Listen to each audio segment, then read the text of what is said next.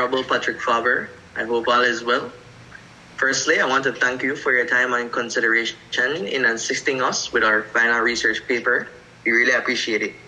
So, allow me to introduce myself and my other group members. I am Myron Pollard, and my other colleagues are Marisa Cervantes and Semran Padwani. We have two other members in the group, but they cannot be present today. So, to quickly brief you, you may know that we are Galen students. We are currently enrolled in a course called Sustainable Development, in which for our final project, we were tasked to undertake the role of doing a final research paper on the social dimension of sustainable development. Beneath this dimension falls the healthcare and education sector. Education, however, falls under your belt as the Minister of the Education. Hopefully, your knowledge and expertise can lead us on the right path to a successful research. Hopefully, everything we are to examine must be related to the events of the COVID-19 outbreak. So, our research question is: how does distance learning affect rural students of the primary school level? Rural referring to any student that lives beyond city or town limits. So, for example, here in Belize City, if they live in Ladyville or Boral Boom and beyond on the Philip Wilson Highway, or 8 Miles or Hattieville, beyond on the George Price Highway.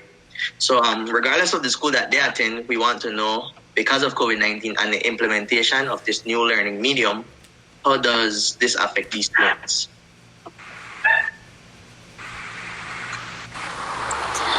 Good afternoon, Honorable PatrickFaber. So based on our research, we conducted some surveys and we handed it out to some teachers and to some principals as well throughout the country. And these are some of the schools that we have surveyed. So one of them being Belize Rural Primary School, Carmelita Government School, Catholic Primary School, Guinea-Grass RC School, Holy Redeemer, and the list goes on. We have in all we have a little bit over 15 schools that we've collected data from. So just for you to get an idea of what we asked the different teachers and principals, these are some of the questions that we asked them and their answers and their responses to it. We asked them how rural students are accessing their lessons during this pandemic. And some of them responded by saying that they use emails, WhatsApp, they even use text messages, radio. Some teachers provided printed lessons, worksheets, they even use the government books. And what we found very interesting is that a particular teacher is giving having students pick up their books at different grocery stores. The other question that we asked them was how are rural students being impacted, or they are being impacted positively or negatively. And many teachers and principals highlighted that rural students are not accessing education. They're not getting the proper quality of education because they have several issues like lack of parental support, because many of their parents don't have the proper education to help them. And also there is no Wi-Fi, they don't have proper devices. So this is a challenge for the students within the rural areas. The last question we asked them is, in their opinion, what do they think is a major challenge that the students have experienced? And during the pandemic, several schools have not been monitoring students at all. So that can be quite challenging for them. Also, some teachers have a little technological knowledge, so they don't really know how to use different sites to help them and their students to get in contact with each other. One teacher was very concerned about reopening of schools. She noted that her rural students have tiny classrooms, so this issue of social distancing was a major issue for them. And then another teacher was concerned with financial support, that many students would not be able to have the money, and the parents won't have the money to to help them send their students back to school.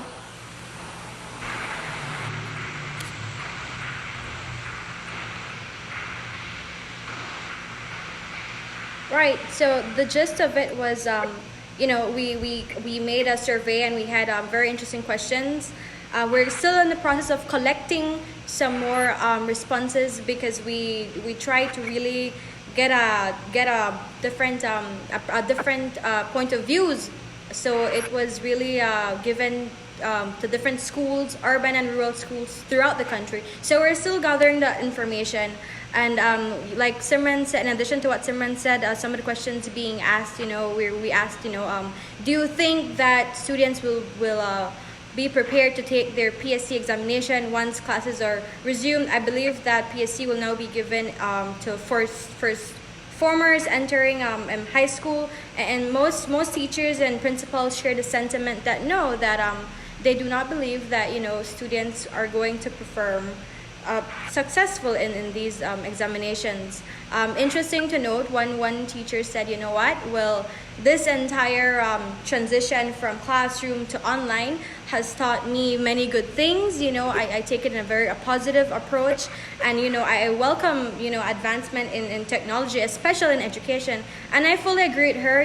Times are changing, and I believe that it's well needed. Belize needs to have advancement, especially in technology when it comes to education. So it can definitely, have a positive outcome. We have some few questions. We would definitely want to share that information once fully gathered, and we'd want to really summarize that information more precisely, and then give that to you and the ministry. But for now, we really have some questions for you. Like Simran had mentioned, a lot of teachers have echoed that they themselves do not have the sufficient technological skills, right? So let's say, borders are opened and schools, are resumed, and we see an increase of COVID cases. Do you then plan to say, okay, you know what, for the children's safety, we will close schools once more?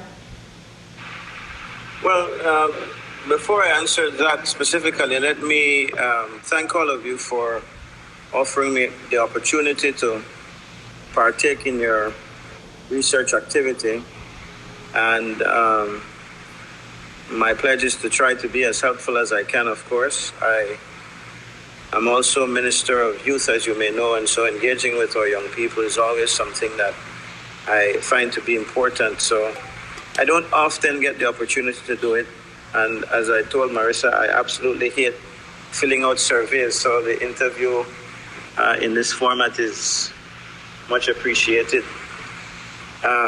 Firstly, I'll tell you that we, in the ministry, when we were faced with this issue of the cancellation of regular classes, we, of course, considered distance learning and online learning indeed. However, because of the limitations that existed, and understand that we have almost 300 primary schools in the country, and many of these schools are rural schools, while we have schools that are large in the urban areas and some even in the rural areas. Like, I think our largest school is in the Toledo district in the Bay Vista village, where we have over 1,000 kids at Bay Vista RC school. While it would have been easy and ideal, rather, for us to say, let's use a distance or online platform, a digital platform for our students' learning, that was not something that we could do. And so the first thing I want to say to you is that, in fact, over the COVID-19 situation, the ministry advised against using online learning. And that is because of the fact that we would not have been prepared, as you may have found out. We did not discourage it altogether, though, and where it was that schools felt within their own parameters that they would have been able to do something, then they executed that. We have not done an assessment to find out, at least not to this point, what kind of success, and so the information that you have you would gather from your research, given that you are individually looking at these schools and finding information from them, I think would be helpful to our ministry as well. But again, the reason we didn't do that is because, like what you have mentioned, there are some major gaps that need to be filled before we can reach to the point of insisting on digital learning across the board. In fact, where we had a platform already being pioneered or piloted, at the secondary level, we encouraged it more, even though, even at the secondary level, there were gaps, and we cautioned about using a complete online distance learning platform. So, but because your research is targeted primarily to primary level, we'll leave our discussions to that. But the ministry, when it engaged the schools, said, listen, you are to provide home-based learning. And the way we encouraged that was for them to prepare home-based learning packages, first for the period between when school was closed, which was, I think, around March 20th, until the Easter break. And then after the Easter break, we encouraged the schools to prepare yet other home-based learning packages, which were primarily print packages, and then distributed. The ministry also then engaged in producing print home-based learning packages in the form of newspaper prints, which were dated or scheduled for 2-week intervals, and every 2 weeks we prepared a new print package for the students. But aside from that, I know that several primary schools, as was our instruction, had their own interaction, prepared other home-based learning packages. And as you've said, they had also made contact where possible with the students via various different technological opportunities, WhatsApp, telephone calls, in some cases, Zoom calls, Teams calls. So I know that schools have done that. I have 2 boys who are right here beside me, by the way, and they, both of them engaged. One of them is at the primary level, and he engaged over Teams. Is it Teams, Patch, or Zoom? Zoom with his classmates and teachers. So it was utilized to an extent, but the main hindrance that we found there were the same ones that you've identified. Many of our children, especially in the rural areas, first of all, did not have a device. In some cases, in the rural areas of, I think all of our districts, to some extent, would be faced with that issue, save maybe the Belize district. All of them would have some portions of their district where they did not have electricity. So that was a hindrance to begin with. Schools or homes that don't have electricity can certainly not have, even if they have the devices, it's hard to charge if you're not leaving home and if you can't move around freely, as was the case with COVID-19 when the curfew was on. That was an issue. Then the issue of the devices, some may have had electricity but no device. And then some may have had the devices but no connectivity. In their area, there might not have been an internet service. So these were all hindrances. So the truth is that the government, via the Ministry of Education, does wish to, at some point, and maybe with the advent of the COVID virus and all that we've gone through, it is now a greater need, and we see where, because while it was always an ambition and something we were pushing towards, now it's a reality. We can't wait. Whereas before, we would have had a harder time making the case, let's say, to our international funding agency partners to help us to support this kind of learning. They would have been a bit hesitant before all of this, but now they see the value of it, as is the situation with teachers, and also, if you open the door for me, sorry, teachers, and also with parents and the students themselves. You know, when something is bearing down on you and it's a reality, then it becomes something that you embrace rather than try to run from. If you could run from it, then fine. Interestingly enough, that was the case with our teachers. Our teachers were some of the biggest, I don't want to say obstacle because it's not really a negative on their part. People will go where they're comfortable, and they're not comfortable with the technology. People like yourselves and the younger children who are born into the digital technology, you feel much more comfortable. But you have teachers who are 40 plus and 50 plus, and they're not comfortable with the technology, and so they try to escape it as much as possible. We have the same problem with math. When the teachers are afraid of math, they teach certain topics in math and then they bounce around the others, and our children don't learn as a result. So it is with the technology. But when it is that they realize that, hey, if you don't get your certification in this area, if you don't learn how to use the technology to teach the children, you will eventually be taken out of the system, then it's a whole different kettle of fish. So to that end, the ministry, over the time of COVID-19, embarked on professional development training. We had over 2,000 teachers engaged in digital courses or courses that help to advance digital learning. And I engaged with some of the teachers on Facebook while this was going on to get their feedback. Some tagged me, in fact, complaining that, hey, this is a lot of work, or we can't handle this, or we can't keep up. And the teachers that were making that complaint were the younger teachers. And I said, if it were that the older teachers were making this complaint, then fine, because they are dinosaurs, or they are, as we call them in education circles, they are digital immigrants. They are brought in to the technology. But the younger people who are under 30, I would imagine, certainly, should be very used to the technology and should be embracing the technology. One teacher said that she is not computer savvy. And I said to her, that's no excuse, we need to be ready because the children are up to speed. Definitely. So, yeah, and so you have to be ready. But so I said all of that to say that there are no expedited means of getting to using the technology.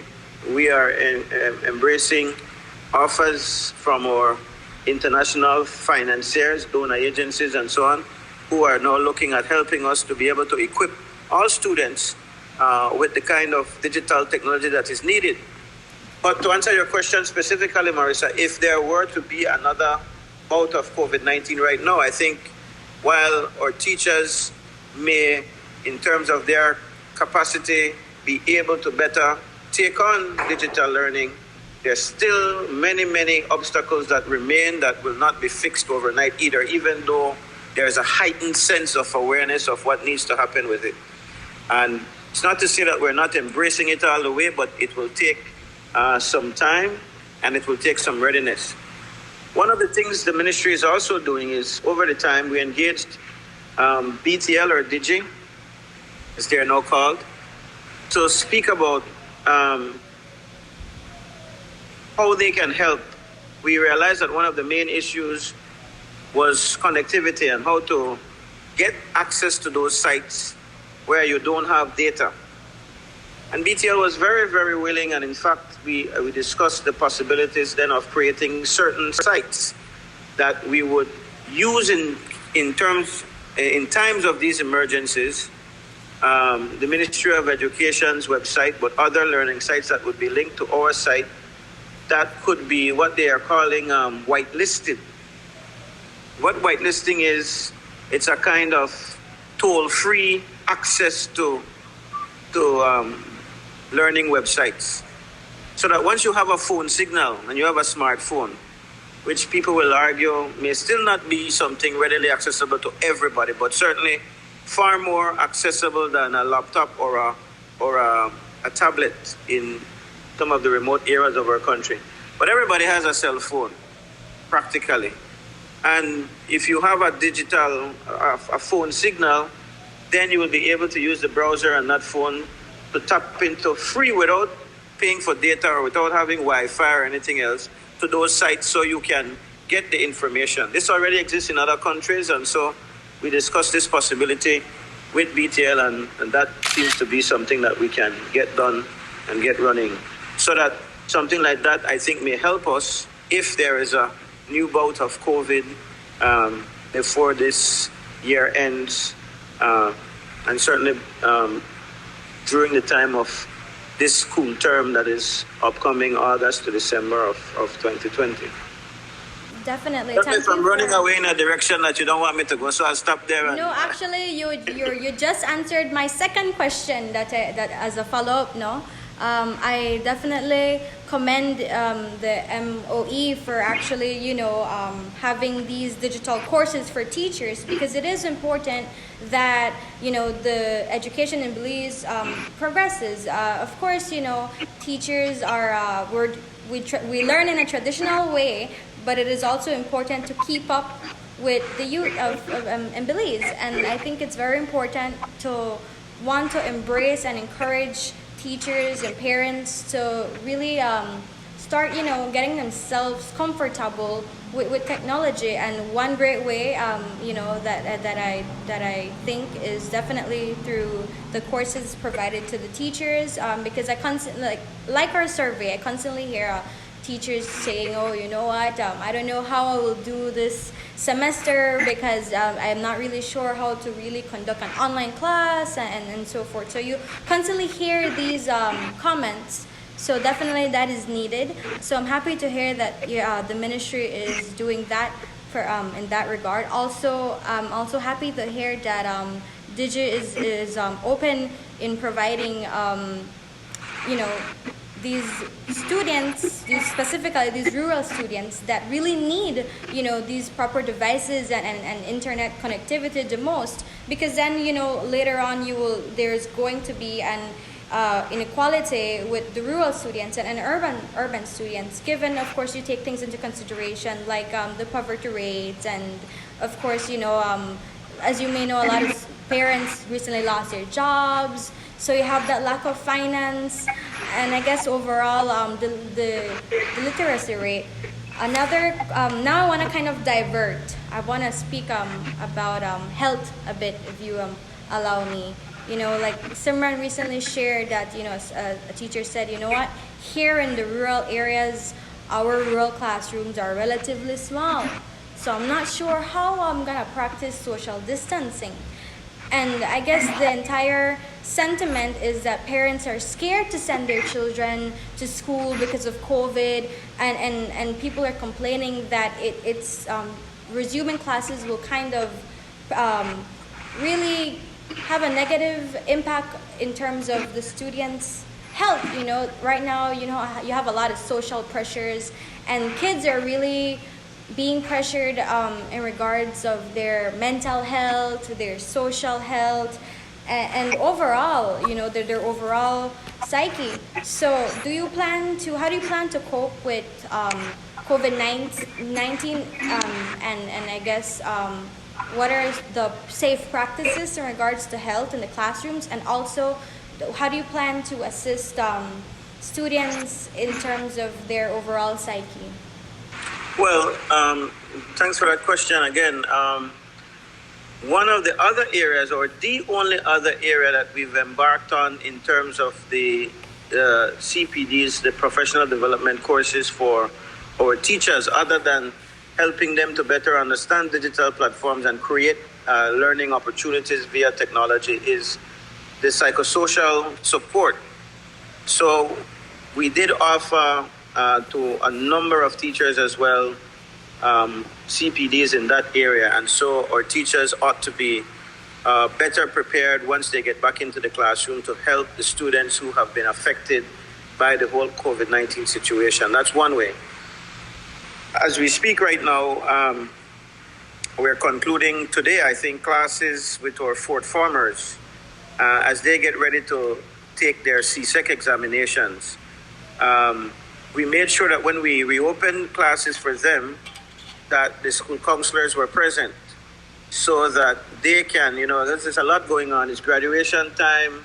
It's a time when they're feeling relieved. They're finishing their 4-year journey. They've been locked up. They've been, they may have been feeling that they're not prepared for these exams, and yet they have to take them. And so there's a lot of pressure. So we made sure that at the high school level, the counselors are there. Now, we're not as fortunate at the primary school level to have school counselors available. I think the way it is right now, we have counselors via our district education centers, and where schools realize that there is some kind of issue, this is outside of COVID-19, then they go to the district center and they ask for that support, and we send in support. So managements, meaning the denominational managements of schools, also have counselors who work with their schools and their children from time to time.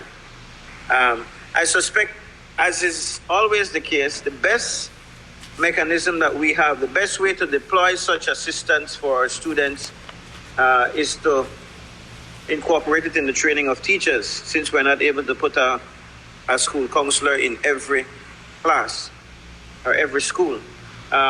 Another way to do it is, of course, to speak to the parents and to try to get parents to assist to ensure that the psyche of their children is what it needs to be in order to go back to school. That may be a bit tough to do because the parents themselves won't physically be there when they go back. Parents are not allowed to go to school with their children. And so that may create issues for the parents themselves. And once they have those issues, it makes it difficult for them to pass on any level of confidence, so to speak, to the students, because they too will have their fears. But it's a situation of just trying to do the best that we can do.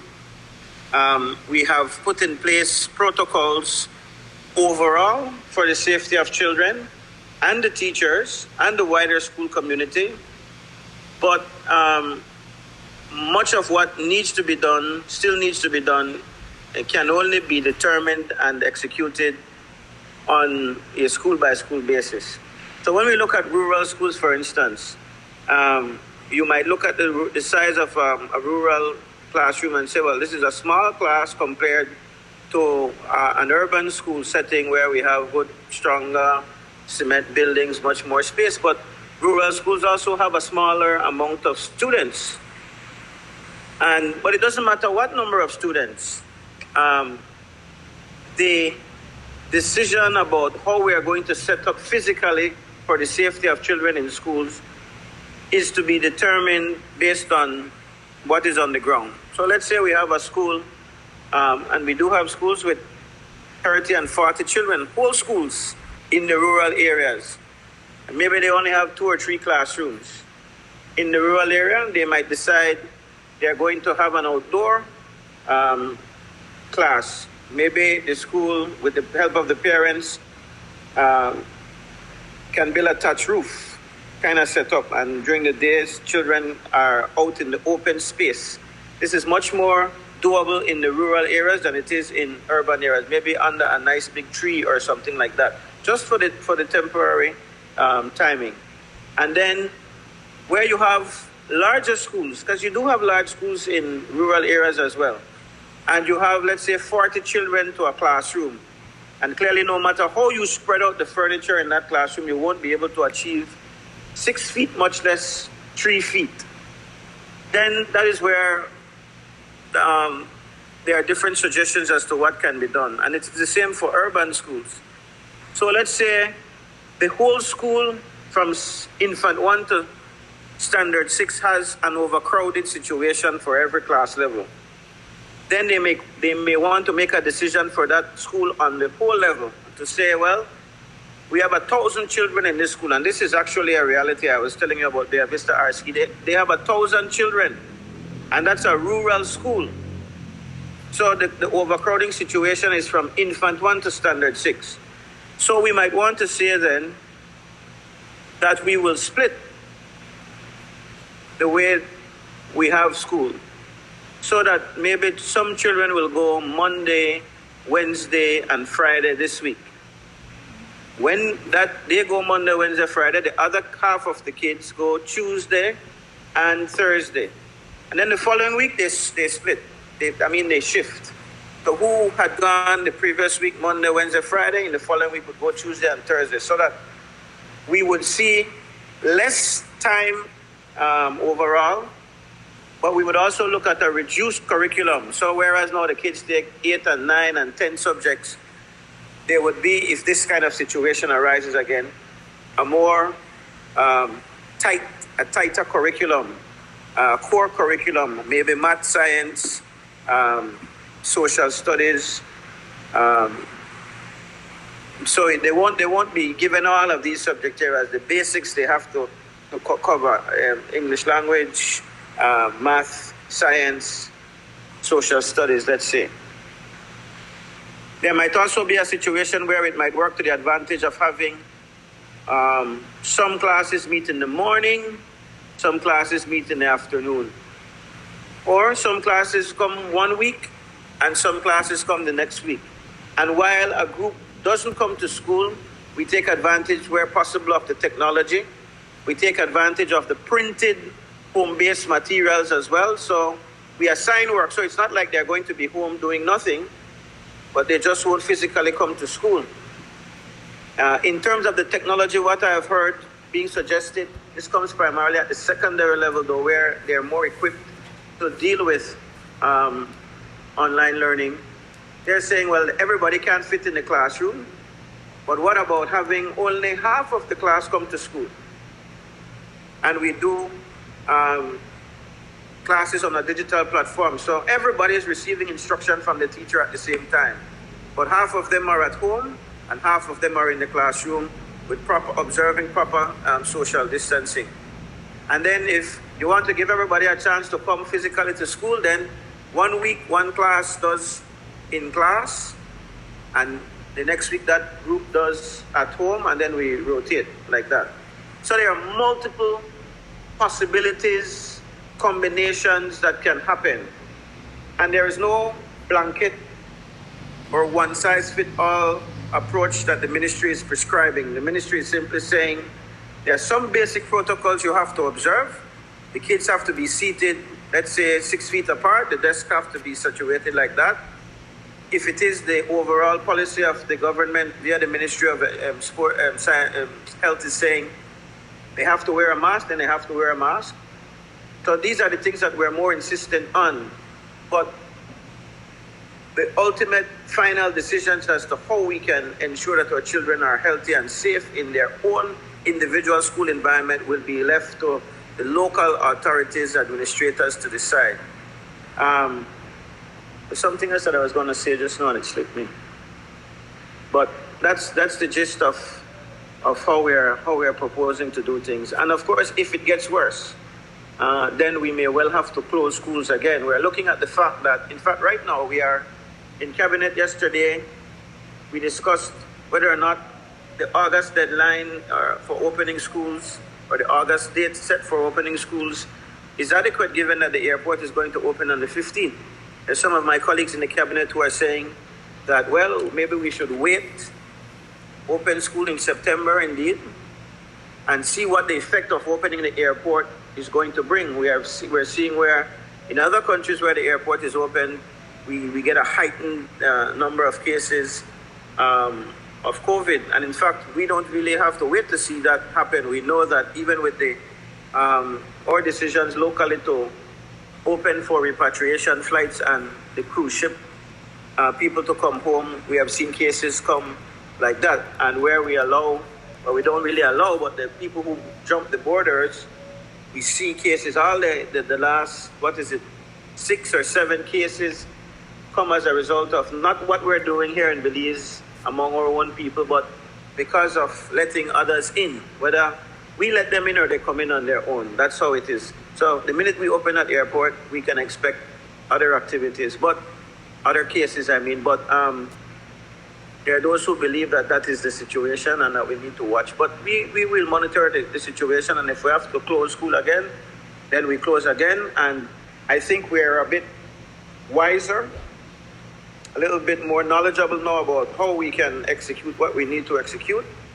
But I'm pretty sure that we still won't be at the level where we can conduct online instruction from our home, especially in the rural areas where we still will have problems with devices. We still will have problems, as you have mentioned, with parents who are maybe not as educated. Of course, we do find some of that even in the urban areas, but that is more prevalent in the rural areas. We will have problems with connectivity. So these things will continue to plague us even if we're faced with another bout of COVID. Hopefully, once borders are, well, the airport reopens, we don't really have a lot of cases, as we expect, hopefully. And I think in that regard, we can definitely try to mimic similar to what Taiwan is doing. They've done a great job in terms of tracking and really having that COVID rate somewhat low, and schools are opened. And I mean, it's amazing how you see these children really, the culture, has been changed. They practice social distancing. Schools are really big in terms of hand washing, and especially when they're sitting down to learn, they have these divisions on their desk. So it's interesting to note how Taiwan is coping, and so far they're doing a great job overall. So I think that sometimes we tend to let fear really take the best of us, and we shouldn't allow fear to be a general sentiment. We have to keep moving forward. We have to think about Belize's economy and then Belize's education, and definitely we have to prepare. One great thing that I enjoyed, I believe, Galen made an initiative to offer free tutoring services. Tutoring, I saw that. Yes. And I believe that it should be continued. Maybe we can get UB on board. And I was a tutor. I know Simran was as well. She was a tutor. I tutored some few students online, and it was very interesting, especially primary school students. They needed lessons in English, and so I prepared my PowerPoint, and it was done through Google Meet, the same platform. But of course, I had some mothers saying, "Oh, well, you know what? I was not aware that this was an online tutoring service." So what I did is I just emailed her some of the PowerPoints I had made along with some lessons and so forth. But overall, I believe it should be an initiative that the entire country takes on board. We need the support from parents, we need government support, and we need the support from schools and individuals in the community. I would want to ask you one last question. I kind of I'm not really sure as to the grand changes that were made in the curriculum. I know for a fact that PSC is now being taken in first form to really highlight what students lack. Similarly, what other changes are being made to really kind of cover the content being lost? Well, as a normal course, there's a curriculum, and that should be operated in terms of the various different levels of schooling at primary level. And so, by right, if the curriculum is being followed, you should be able to determine where a child should be at, let's say, at midway standard 3. Of course, things being the way they are, quite often teachers don't follow the curriculum. Teachers slow down because of multiple different reasons. It could be activities in the school. They have a fair, they have a patron saint day, they have whatever, and these things add up, and eventually they fall so far behind following the curriculum. And this is why it's so important for teachers to develop their lesson plans and their annual schemes of work and their weekly schemes of work and their daily schemes of work in order to stick as closely as possible to the curriculum. But that's another story. What they're aiming to do with both the BJAT, which is the exam that they take at the end of standard 3, and the PSC, is just what you mentioned. It is not so much to give the students some kind of assessment and to find out overall, as is normally the case for PSC, what they accomplished through the 8 years of primary school. It is more to determine what level they are at in terms of readiness for high school now. And this is why, even though school will be opened as we have it scheduled now, on August 10th, the actual school year will not start until the first week in September. So that the period between August 10th and when school actually reopens in September is being dubbed a kind of recovery learning portion of time. And the idea is to understand where the students are and then teach from the whole curriculum. I actually had a principal from one of your schools there in Orange Walk call me yesterday to say, this is what I want to do. I want to have the teachers who taught the children in the previous class. They're being promoted, yes, but I want if they're going into Standard 4, I would want them to spend that recovery period with their teacher from Standard 3, because that teacher knows where he or she left off, and that teacher knows the students already. Students are comfortable with her teaching style and all of that, so that she might be able to, in those 3 or 4 weeks or whatever time it is before the school year officially begins for the new year, she is able to bring them up to speed. And I kind of like that idea. It was not, she said that they were not encouraging it from our ministry's office there in Orange Walk, but I told her I would look into that because I think that that's a great idea. And then once the students have been brought up to speed by the same teacher or by the same plan, even if they decide not to use the same teacher, they use the new teacher, they ought to know what the students missed as a result of the time frame that was missed. They left there 2 weeks before the Easter break. So whatever should have been taught after Easter and in those 2 weeks before they went for Easter is what they now ought to be looking at. So there's not an amendment in the curriculum, so to speak, but just a carrying on of what should have happened from the year before in these weeks leading up to the start of the new year. And then once the new year begins, they're ready to run.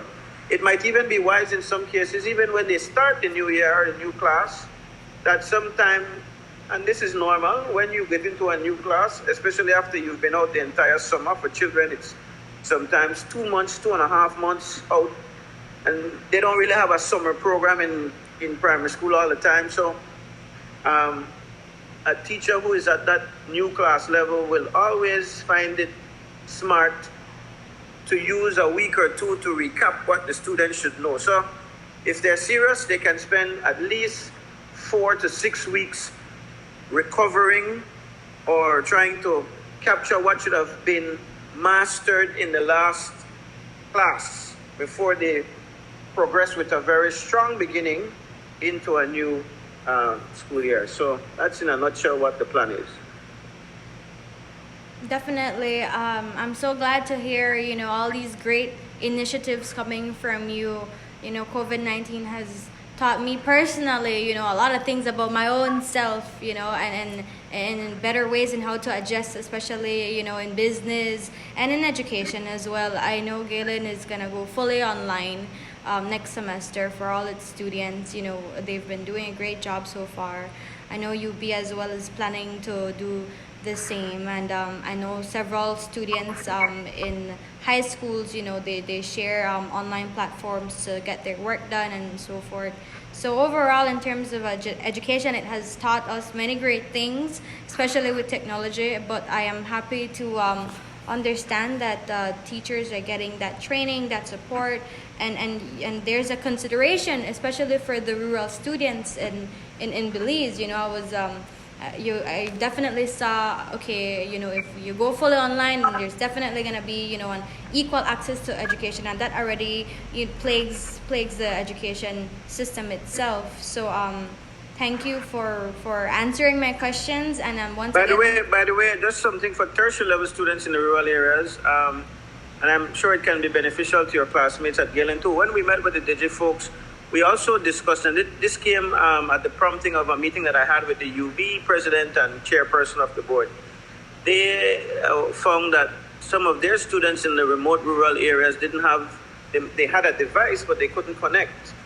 And the cost of the data was also a hindrance. So we agreed that we would identify some of these key areas and put hotspots so that the rural students at the tertiary level could do that. There were some, for instance, who were saying, why not give free data? Well, because you know what will happen then. A lot of that data will be used on everything else except schoolwork. But if it is done like that, where it is community focused, or we look at key sites again, maybe the main website or platform that Galen and UB and your junior colleges use, if we can agree on that, can be plugged into one website that we whitelist, so that no matter where you are, if you get a phone signal on your laptop or on your smartphone, you can then tap into your classes. You can upload work and download work without having to pay. I think that's a big help. So something else that we can look forward to.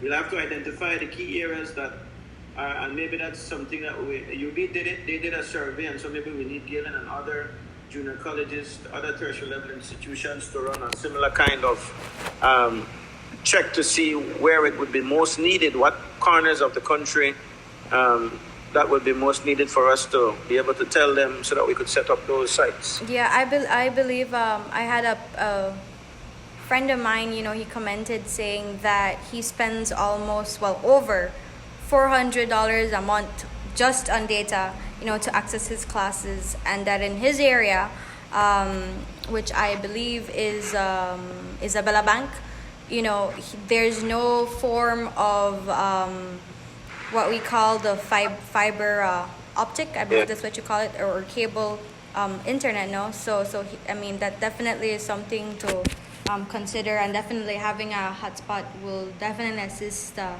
these individuals.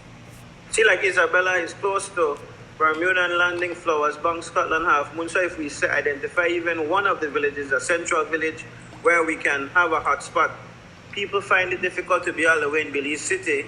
But if they can be in a nearby village and then travel home, it's easier than having, if we can't have a hotspot in every single village. At least we could have a hub somewhere where nearby villages can come and hang out until 7 or 8 o'clock in the night, then they go to their homes, Mm-hmm. Thank you guys, it has been fun. I enjoyed, I commend you. You're all well spoken and seem to be top-notch students, right? So I've enjoyed interacting with you this afternoon. Thank you for Before we go, I have one more question that I would like to ask. So you spoke about you implementing the MOE implementing take-home booklets and in the form of newsprints and whatever and so forth. And you also mentioned the recovery period that you thought that schools should go through. But what if after they've been through the recovery, there's a pattern of failures and low grades and what would be the outcome of that? Well, our policy in the Ministry of Education as it relates to primary schools is that we should do everything to get a student up to speed. In the regulations that govern primary school, for instance, we say that you can't fail a child, and there's a difference in what a lot of people interpret that to mean versus what we really mean. When we say that you can't fail a child, we don't mean that you just give that child a grade and you push that child up to the next level. It means for us that you as the teacher, you as the principal, you as the parents, everybody who is involved for that child must do everything that they need to do in order to get that child to the level where he or she ought to be.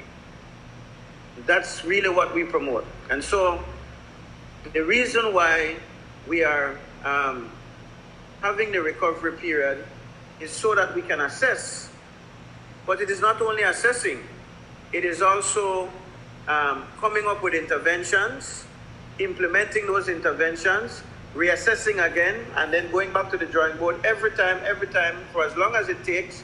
Maybe even when the period runs out, if we find out that these kids are not where they ought to be, then throughout the course of that semester, that term or that entire school year, there may well have to be some kind of remedial help that those children get, but the school must then craft a plan for each child so that a child should not be left behind.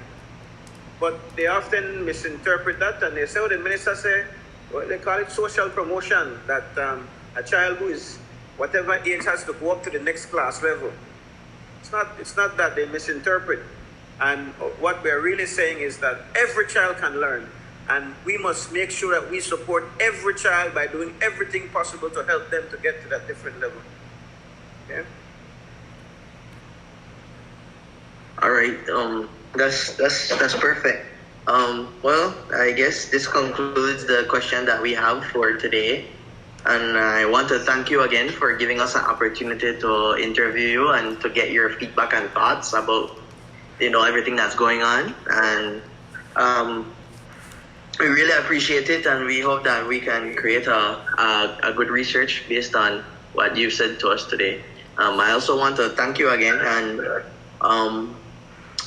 give our Marissa, it is our hearts to your leadership campaign and to all your endeavors, and we hope that everything with you is well, everything with your family is well, and thank you again. Thank you too. Thank you. All right, guys.